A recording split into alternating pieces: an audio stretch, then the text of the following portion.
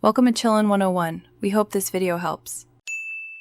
You begin by picking the best wall and getting tools in hand. Clean the area with a damp cloth and let it dry. This improves adhesive. Next, sketch a simple grid and mark zones for ideas, priorities, and timelines so you won't rearrange later.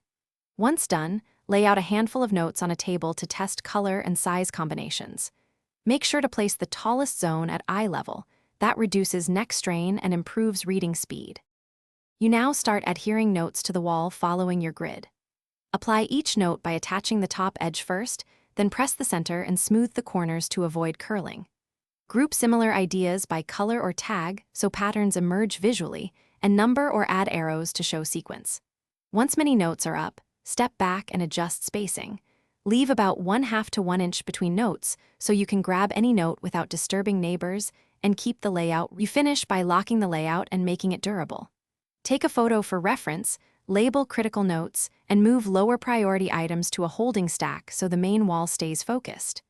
If a note curls or loses grip, replace it immediately and consider a tiny strip of double-stick tape for heavier paper.